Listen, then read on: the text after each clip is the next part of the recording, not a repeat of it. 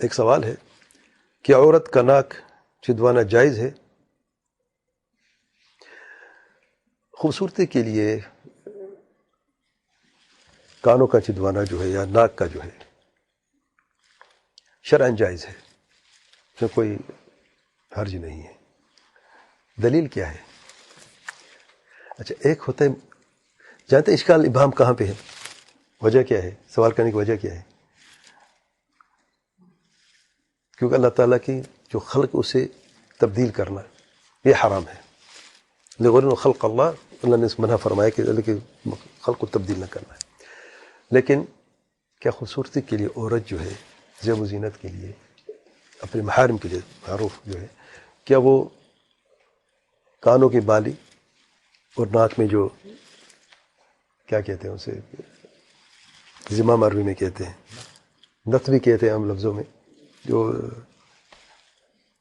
ناک میں استعمال ہوتا ہے خوبصورتی کے لیے چھدوا کر، کوکا بھی کہتے ہیں عام لفظوں میں، اردو میں ایک اور لفظ بھی ہے اس کا، لونگ بھی، ہاں ناک میں جو لونگ استعمال کرتے ہیں۔ اچھا، یہ جو اس کے لیے ظاہر ہے سوراخ کرنا پڑتا ہے، چھدوانا پڑتا ہے، تو کیا یہ اللہ کے خلق کو تبدیل کرنے کے زمرے میں آتا ہے یا نہیں آتا ہے؟ نہیں آتا ہے۔ دلیل صحیح بخاری کی روایت دیکھیں علماء کیسے استنباط کرتے ہیں۔ صحیح بخاری کی روایت میں آیا ہے کہ ایک مرتبہ اللہ تعالیٰ کے پیارے پیغمبر صلی اللہ علیہ وسلم نے موعظہ دیا اور صدقہ کا حکم دیا ہے، تو عورتیں جو بیٹھی ہوئی تھیں، عورتوں میں تو ان کے آنسو بہہ گئے، اتنی یعنی مجھ سے موعظہ تھا، تو انہوں نے اللہ کے راستے میں صدقہ جو ہے دینا شروع کر دیا، تو اپنے جو زیورات ہیں وہ اتارنا شروع کیے، یہاں تک کہ حدیث کے لفظ ہیں جو قیرات ہے، قرط جو ہیں کان کے بالیاں، وہی اتار کے دے دیں۔ تو دلیل کہاں سے ملی؟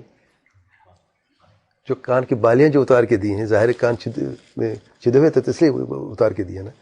تو علماء کہتے ہیں اس اعتبار سے جائز ہے، کوئی حرج نہیں ہے استعمال کر، کیونکہ بعض علماء نے منع بھی کیا ہے، بعض علماء کے نزدیک جائز نہیں ہے، لیکن قول راجح یہی ہے کہ جائز میں کوئی حرج نہیں ہے، واللہ اعلم۔